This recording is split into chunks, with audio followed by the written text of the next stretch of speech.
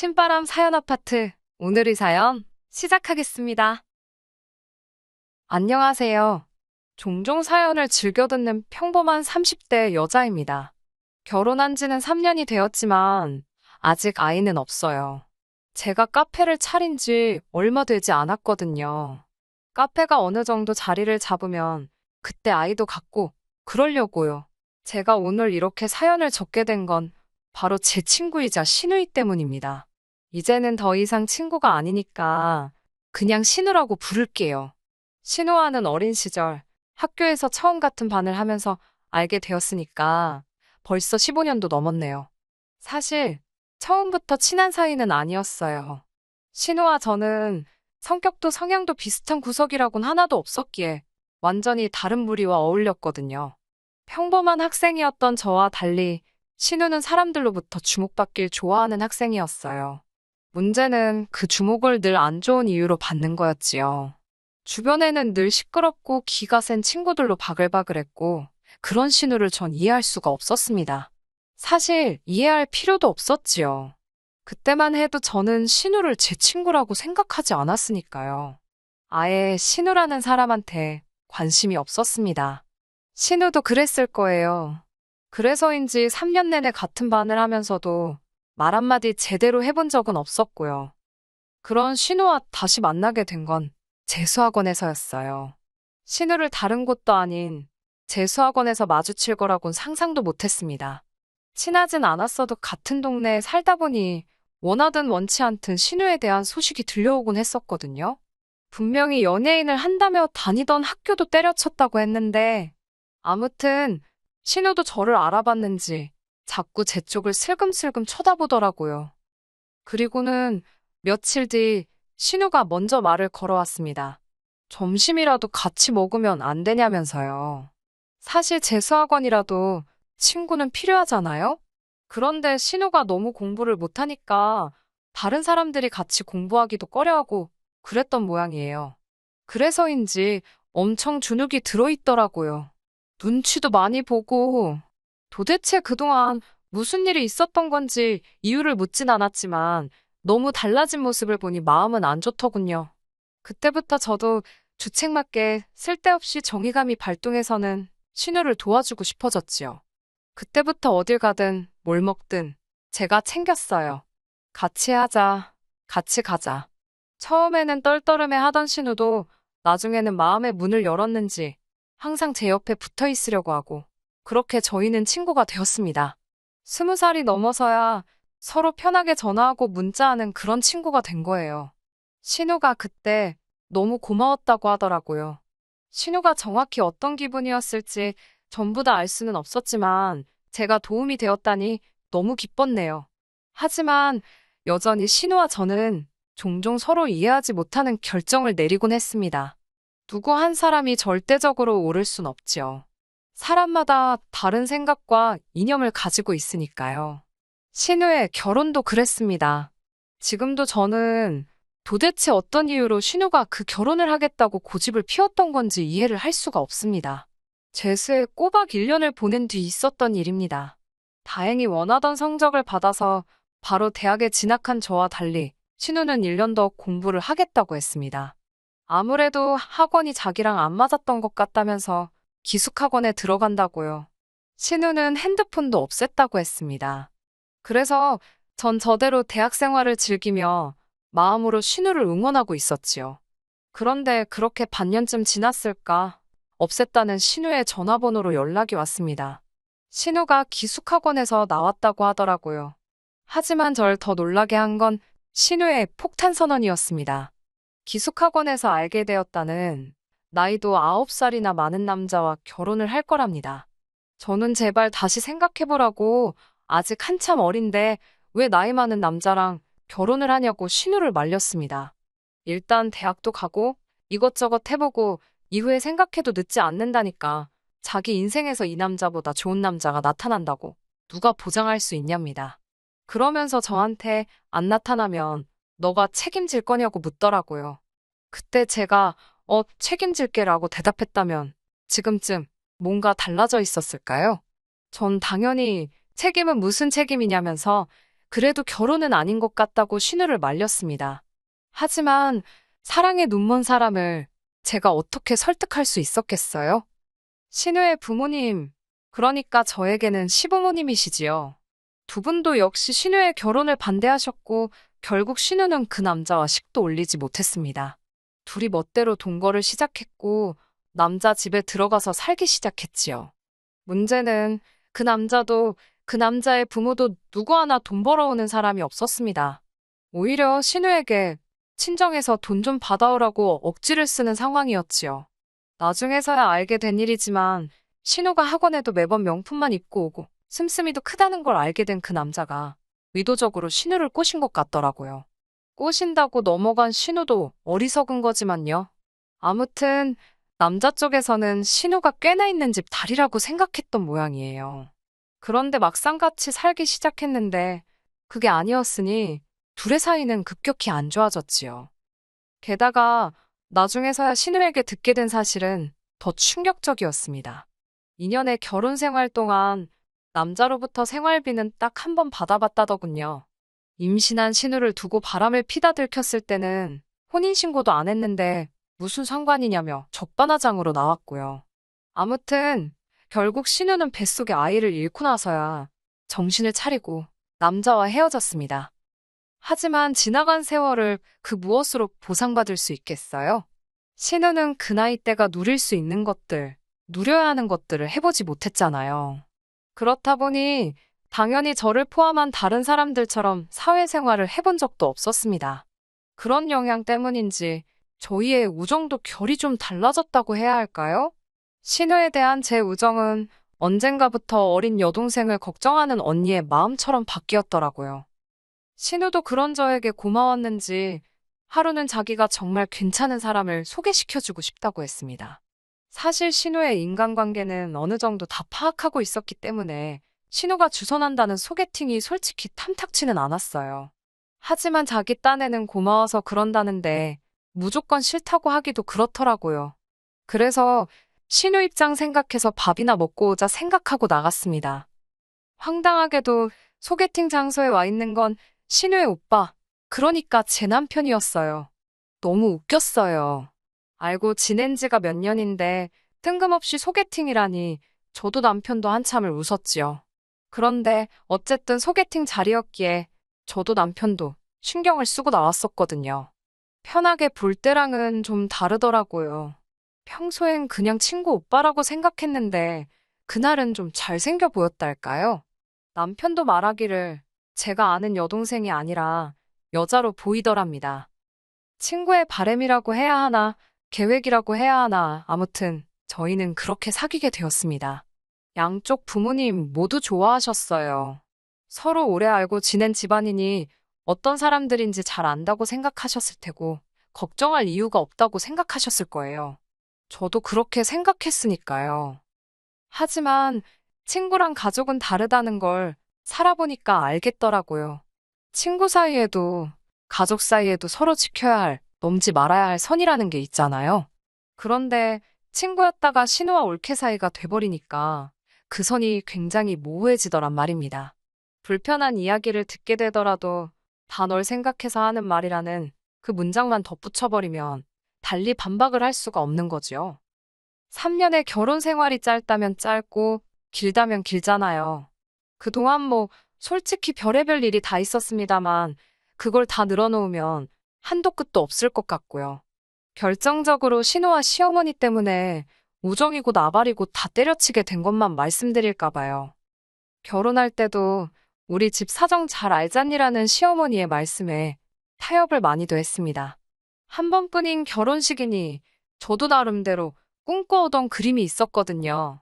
그런데 어머님과 친구가 나서서는 우리 집 알잖아 소리만 해버리면 제가 고집은커녕 의견도 피력할 수가 없게 되더라고요. 특히 제일 어이가 없었던 건 집 문제였습니다. 시부모님께서 저희가 집을 구할 때 1억을 해주신다 하셨거든요. 그러니 저나 남편 입장에선 당연히 그 1억을 예산에 넣고 집을 보고 있었고요. 그런데 막상 계약을 하려니까 뜬금없이 1억을 못 해주신답니다. 급하게 쓰셔야 할 곳이 있어서 먼저 쓰셨다면서 이해해 달라는 거예요. 그 말을 신우의 입을 통해서 전해 들었습니다. 그러면서 한다는 말이 우리 부모님 알잖아.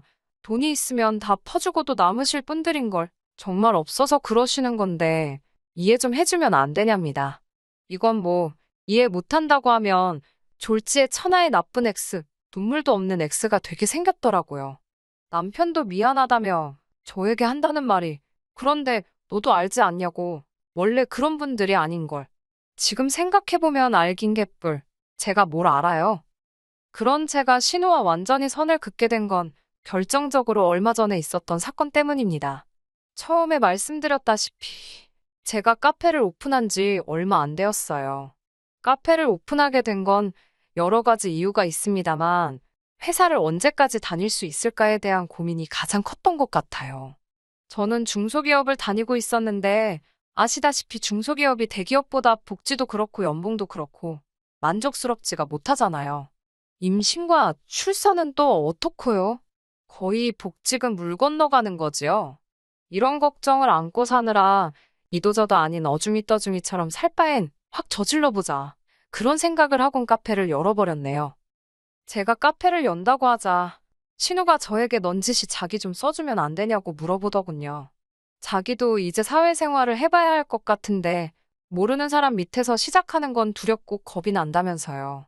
지금이야 끝나버린 우정이지만 그래도 그때는 신우에게 친구로서 응원하는 마음도 있었고 도와주고 싶은 생각도 있었기에 선뜻 그러겠다고 했습니다.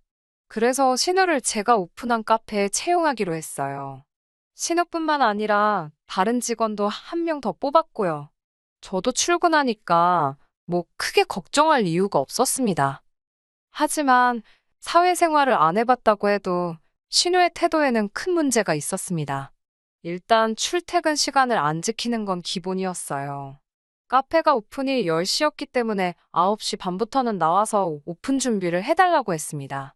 돈에 대해서는 말씀도 하지 마세요. 친구이자 신우인데 제가 설마 최저시급만 줬을까요?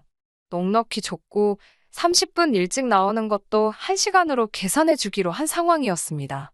신우 덕분에 덩달아 같이 채용된 직원도 똑같은 대우를 받는 상황이었고요. 그런데 신우는 첫날부터 5분 10분을 늦더니 나중에는 9시 50분이 다 되어서야 나오는 날도 있더라고요.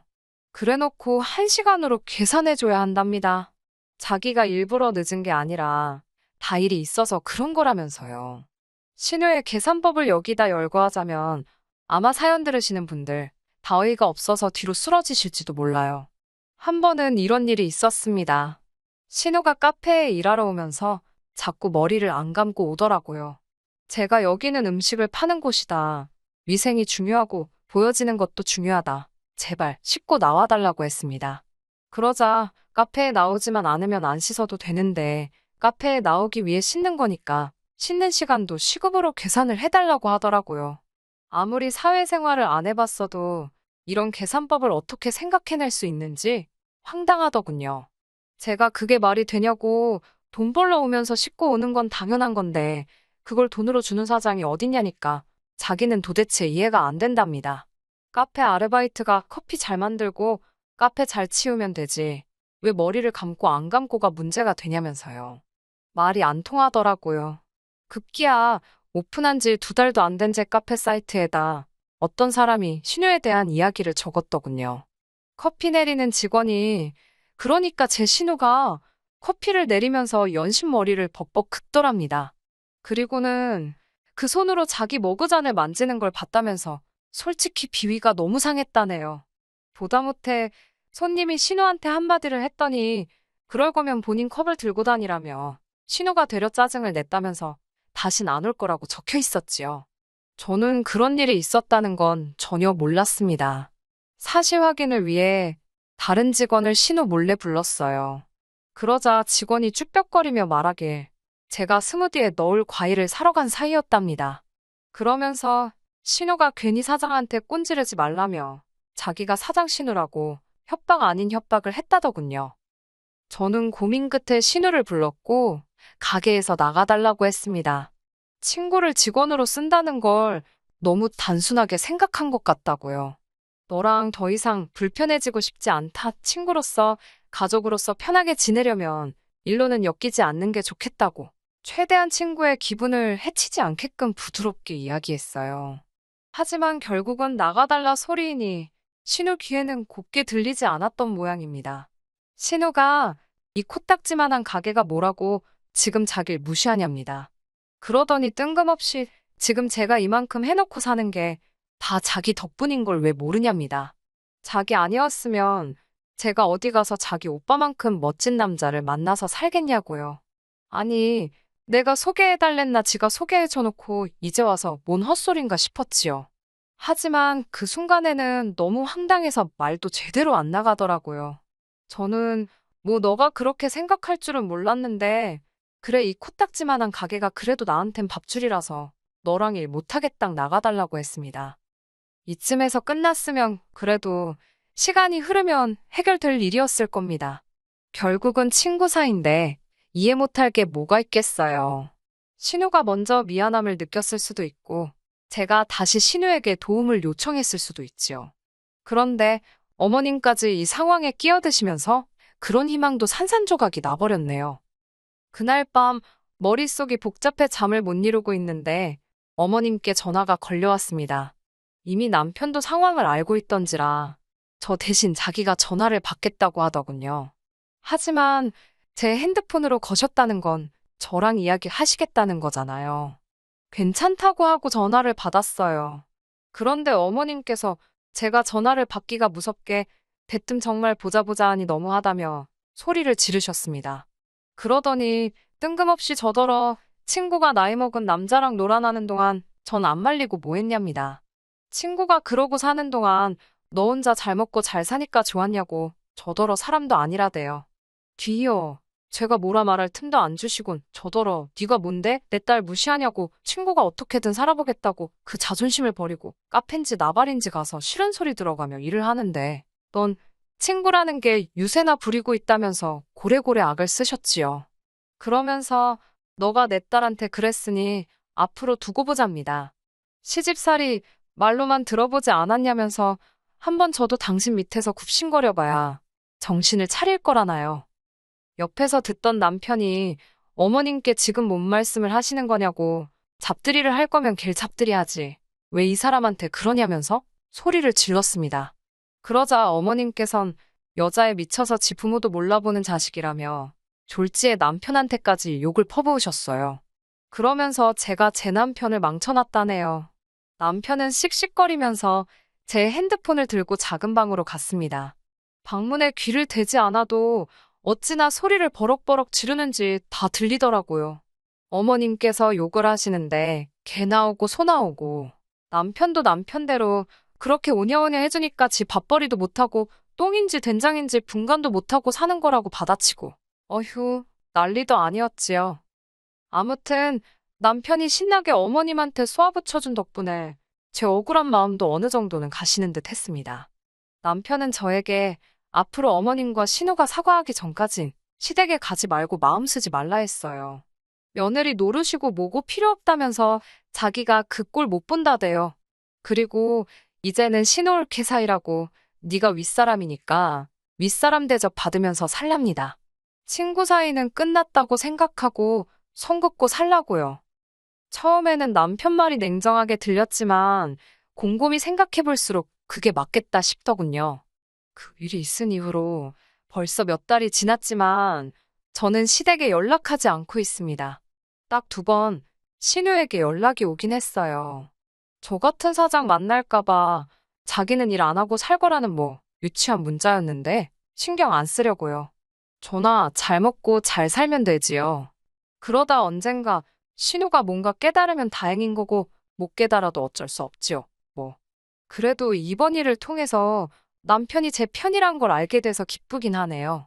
남편마저 저더러 이해해라, 품어줘라 그랬으면 정말 서러웠을 것 같거든요. 솔직히 오랜 우정을 지키지 못했다는 죄책감에 괴로운 마음도 들고 친구가 상처받았을 걸 생각하니 미안한 마음도 들어요. 이런 마음을 전부 떨쳐내기까지에는 시간이 좀 필요하겠지요.